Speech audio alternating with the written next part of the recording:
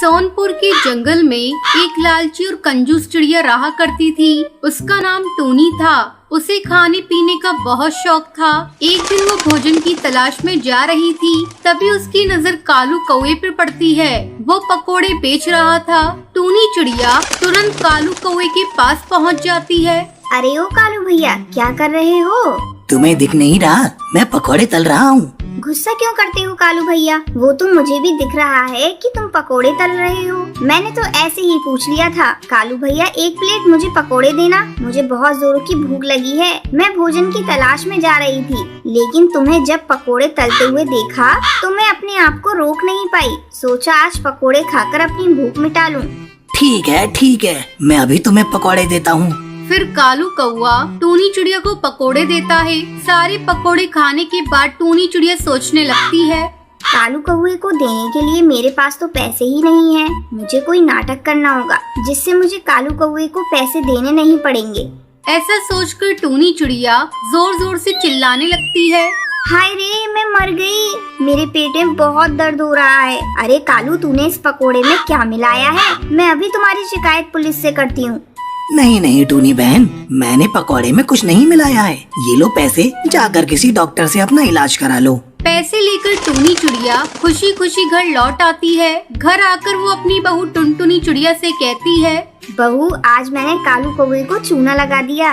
माँ जी, आप ये सब ठीक नहीं कर रही है। रोज किसी न किसी की दुकान पर जाकर फ्री में खाती है। ये अच्छी बात नहीं। अगर आपके साथ कोई ऐसा करेगा तो आपको कैसा लगेगा?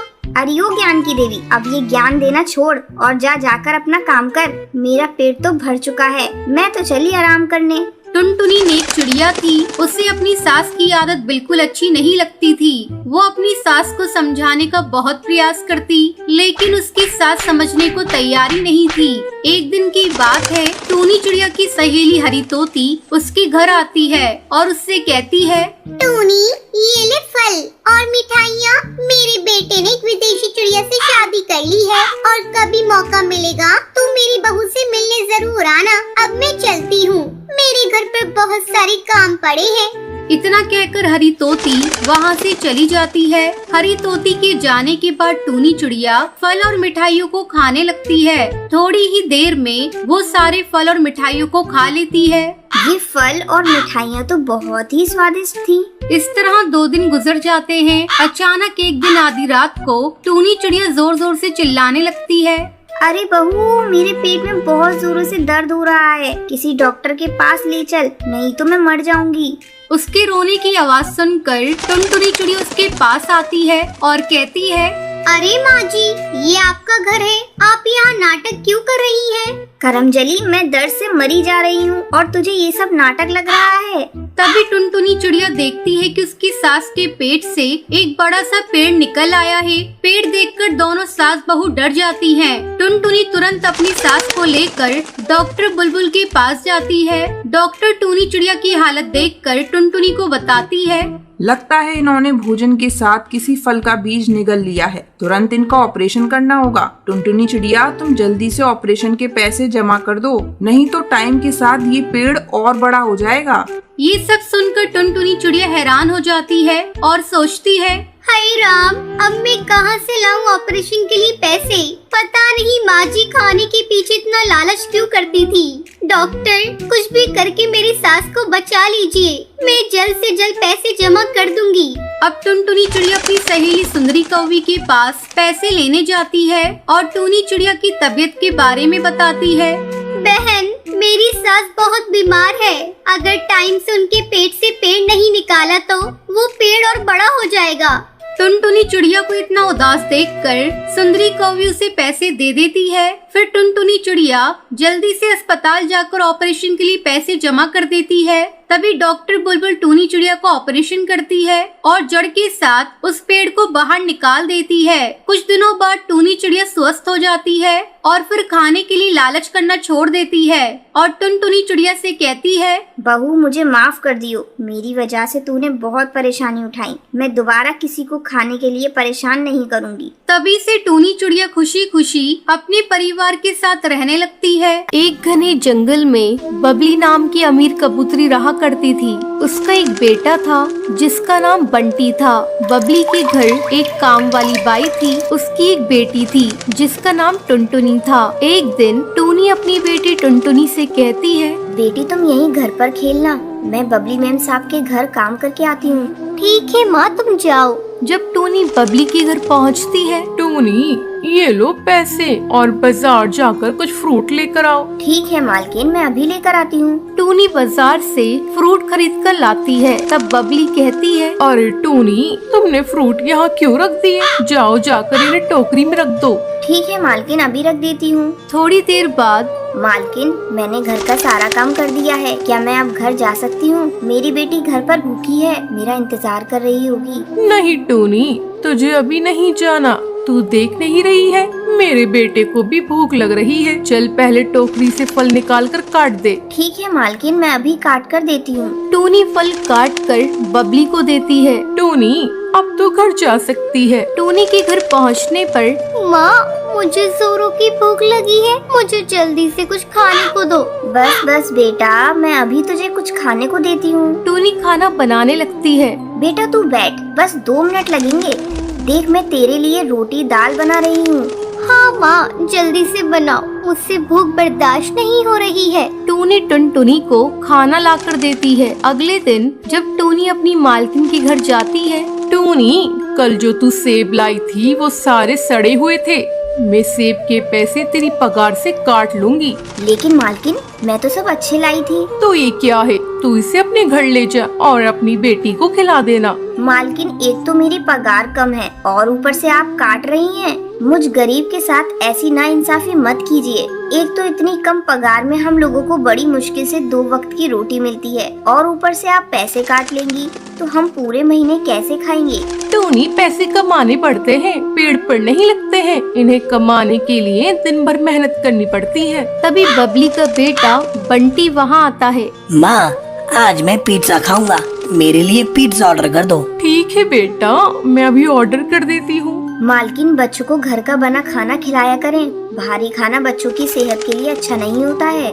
देख टूनी, तू मेरे यहाँ काम करती है तो काम से मतलब रखा कर और मुझे ज्यादा सलाह देने की जरूरत नहीं है। मेरे पास इतने पैसे हैं कि मैं अपनी बेटे की हर इच्छा पूरी कर सकती हूँ। तुम गरीब लोग हमें देख कर जलते हो, इसलिए कहते हो ये अच्छा है ये बुरा है। मालकिन मेरे कहने का मतलब वो नहीं था, मैं भी एक माँ हूँ, जानती हूँ बच्चों के लिए खाना कौन सा अच्छा है। मैं तो बस आपको बता रही थी, आगे आपकी मर्जी। तभी डिलीवरी बॉय पिज्जा लेकर आ जाता है। मैम ये रहा आपका पार्सल।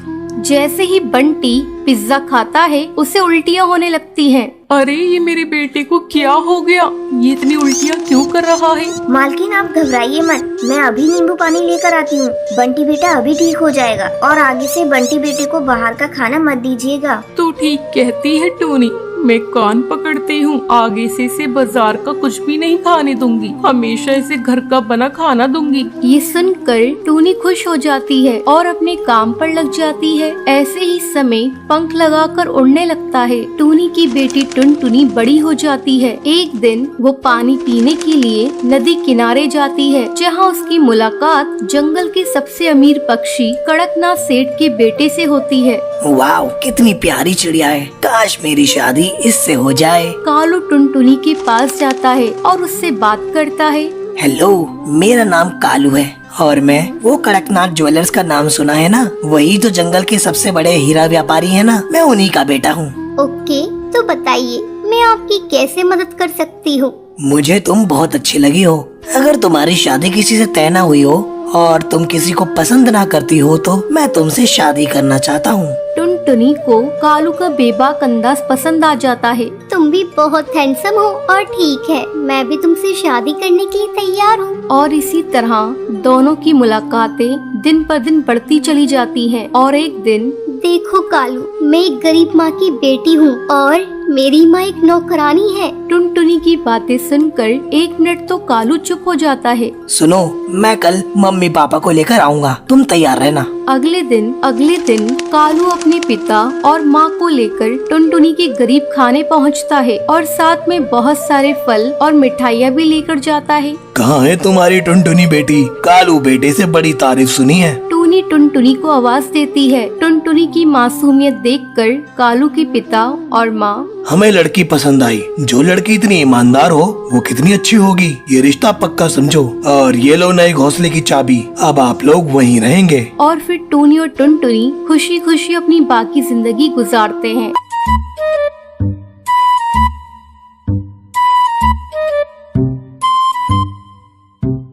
सुंदरवन जंगल में टुनटुनी चिड़िया अपने पति बंटी कबूतर के साथ खुशी खुशी दिन गुजार रही थी। टुनटुनी और बंटी कबूतर ने प्रेम विवाह किया था। टुनटुनी की सास टूनी चिड़िया अपने गांव में रहती थी। एक दिन वो बिना खबर किए टुनटुनी के घर आ जाती है। अपनी सास को देखकर टुनटुनी कहती है, अरे माँ जी, आप कौन है? बहू, तूने मुझे पहचाना नहीं? मैं तेरी सास हूँ। आप तो बिना खबर के यहाँ आ गई। बहू, ये तुम कैसी बातें कर रही हो? अपने बेटे के घर आने के लिए मुझे खबर देनी होगी। लगता है मेरे आने से तू खुश नहीं है। अरे नहीं माँ जी, आपके आने से तो मैं बहुत खुश हूँ। बहू, अब तू खुश रहे या नाराज, मैं तो कुछ दिन तक यहीं रहूंगी और मैं गांव तभी वापस जाऊंगी जब तू माँ बन जाएगी। अब जल्दी से तू मुझे पोते का सुख दे दे। अरे माँ जी, आप तो अभी आई हैं और अभी से पोते की रट लगाने लगी। अभी आप आराम कीजिए, मैं आपके लिए चाय बना कर लाती हूँ। इतना कहकर टुनटुनी चिड़िया चाय बनाने के लिए चली जाती है। चाय बनाते समय टुनटुनी चिड़िया सोच रही थी कि कैसे वो उस मुसीबत से छुटकारा पाएगी। तभी उसका पति बंटी कबूतर वहाँ आ जाता है। सुनो जी, अपनी माँ को गांव वापस भेज दो। अगर माँ जी कुछ दिनों के लिए यहाँ रुक गई तो मेरा जीना हराम कर देंगी। तुम्हें पता है, जब से आई है तब से पोते की रट लगा रही है। तो इसमें बुराई क्या है? अपनी शादी को हुए कई महीने गुजर गए हैं, आखिर तुम्हें माँ बनने में क्या हर्ज है? तुम कान खोलकर सुन लो जी, मैं अभी माँ बनकर अपना फिगर खराब करना नहीं चाहती। तो तुम भी कान खोलकर सुन लो, अगर तुम माँ नहीं बनोगी तो मैं तुम्हें छोड़कर दूसरी शादी कर लूंगा। मेरी माँ ही नहीं, अब मैं भी चाहता हूँ कि मेरा बच्चा हो। अपने पति का गुस्सा देखकर टुनटुनी उससे कुछ नहीं कहती और अपने कमरे में चुपचाप चली जाती है। तभी टुनटुनी की सहेली मीठी तोती का फोन आता है। टुनटुनी उदास मन से उससे बातें करने लगती है। अरे टुनटुनी, आज तेरी आवाज को क्या हुआ? लग रहा है तू रो रही है। क्या बात है, तू मुझे बता, शायद मैं तेरी कोई मदद कर सकूं। क्या बताऊं मीठी, मेरी सास आई है, उसने मेरा जीना हराम कर रखा है। उन्हें पोता चाहिए और मैं अभी माँ बनना नहीं चाहती। मैं क्या करूं, कुछ समझ में नहीं आ रहा है। बस इतनी सी बात, तू झूठ मूठ की प्रेग्नेंट हो जा। कुछ दिनों बाद मैं तुझे एक अंडा ला कर दूंगी और तू अपनी सास को बता देना कि ये अंडा तूने दिया है। कुछ दिनों में उस अंडे से बच्चा बाहर आ जाएगा। इस तरह तू माँ भी बन जाएगी और तेरा फिगर भी खराब नहीं होगा। चला फोन रख। टुनटुनी फोन रख देती है और खुशी खुशी अपने कामों में जुट जाती है। इस तरह कुछ दिन गुजर जाते हैं। एक दिन टुनटुनी अपने पति बंटी कबूतर से कहती है, लगता है भगवान ने आपकी सुन ली, मैं प्रेग्नेंट हो गई। ये सुनकर बंटी कबूतर और उसकी सास दोनों खुश हो जाते हैं। एक सप्ताह बाद मीठी तोती टुनटुनी को एक अंडा लाकर देती है। टुनटुनी झट से उस अंडे को छुपा लेती है। फिर मीठी तोती वहाँ से चली जाती है। कुछ देर बाद टुनटुनी चिल्लाकर कहती है, माँ जी, ये देखिए, मैंने कितना सुंदर अंडा दिया है। बस अब कुछ ही दिनों में इससे बच्चा बाहर आ जाएगा और आपको दादी कहकर पुकारेगा। टूनी चिड़िया उस अंडे को देखकर खुश हो जाती है। उसे क्या पता था कि टुनटुनी चिड़िया ने झूठ बोला है। कुछ दिनों बाद उस अंडे से कौवे का बच्चा बाहर आता है और टुनटुनी की पोल खुल जाती है। ये देखकर टूनी चिड़िया कहती है, अरे देख तो बंटी, तेरी पत्नी ने क्या कारनामा किया है। ये तो अपना फिगर बचाने के लिए एक कौवी का अंडा ले आई। राम राम राम राम, इसे भगवान का जरा भी डर नहीं है। फिर टुनटुनी अपनी सास और अपने पति से माफी मांगती है और उन्हें बताती है कि उसने झूठा प्रेग्नेंट होने का नाटक किया था। लेकिन बंटी कबूतर उसे माफ नहीं करता और उसे धक्के मारकर घर से बाहर निकाल देता है। टुनटुनी अपनी गलती पर पछता रही थी। वो कौवे के बच्चे को उसकी माँ के पास पहुँचा देती है। फिर अपना एक अलग घोंसला बनाकर उसमें रहने लगती है। इस तरह कई दिन गुजर जाते हैं। एक दिन टुनटुनी चिड़िया बंटी कबूतर को फोन करती है और रोते हुए उससे कहती है,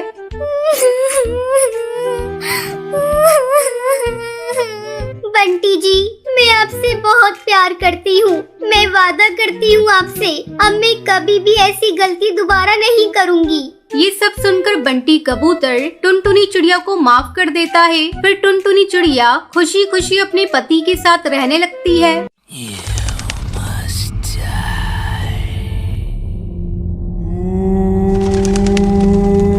सुंदरवन जंगल में एक पीपल का पेड़ था। उस पेड़ के नीचे एक बहुत ही पुराना झूला था। कोई भी इस झूले के पास नहीं जाता था। जंगल के परिंदों का यही मानना था उस झूले पे एक चुड़ैल रहती है जिसका नाम सुंदरी था। उसी पेड़ के पास एक और पेड़ था जिस पर टूनी और टुन्नू अपनी बेटी टुनटुनी के साथ रहते थे। एक दिन टूनी टुन्नू से कहती है, सुनिए जी, मैं सोच रही थी हम अपनी बेटी टुनटुनी की शादी कर देते हैं। आपको तो पता है ना जंगल में कितने हादसे हो गए हैं। वो सुंदरी चुड़ैल चिड़ियों को मार देती है, इसलिए मैं चाहती हूँ हमारी बेटी अपनी घर की हो जाए। टुन्नू टूनी से कहता है, टूनी, तुम बिना वजह परेशान हो रही हो, ऐसा कुछ भी नहीं है। लेकिन टूनी टुन्नू की सुनती नहीं है। वो टुनटुनी की शादी मोंटू कबूतर के साथ करवा देती है। टुनटुनी मोंटू के साथ खुश रहती है। एक दिन टुनटुनी अपनी माँ से मिलने के लिए घर जाती है। टूनी टुनटुनी से कहती है, बेटा, आज तुम और दामाद जी यहीं रुक जाओ, कल सुबह वापस चले जाना। काफी रात हो गई है, तुम जंगल का माहौल जानती तो हो ना।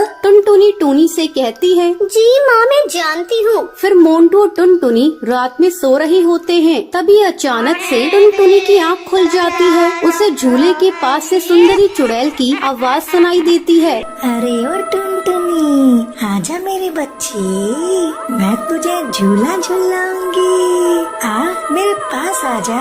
टुनटुनी मोंटू को जगाने की कोशिश करती है। वो मोंटू से कहती है, मोंटू जल्दी उठो, सामने झूले पर कोई है, वो मुझे बुला रही है। मोंटू टुनटुनी से कहता है, टुनटुनी, सो जाओ, काफी रात हो गई है और मुझे भी सोने दो। वही सुंदरी झूला झूलते हुए हंस रही होती है। जैसे ही टुनटुनी से खिड़की में से देखती है वो गायब हो जाती है। फिर टुनटुनी से देखने के लिए पीपल के पेड़ के नीचे लगे हुए झूले के पास जाती है, मगर उसे कोई नजर नहीं आता है। यहाँ तो कोई नहीं है, लगता है मेरा वहम होगा। चलो, आई हूँ तो आज झूले पर झूल कर देख लूँ। माँ ने कभी इस झूले पर बैठने नहीं दिया। बचपन से मैं इस झूले पर झूलना चाहती थी। टुनटुनी उस झूले पर बैठकर गाना गाने लगती है। ये रातें, ये मौसम, नदी का किनारा, ये चंचल हवा। ये रातें, ये मौसम, नदी का किनारा, ये चंचल हवा।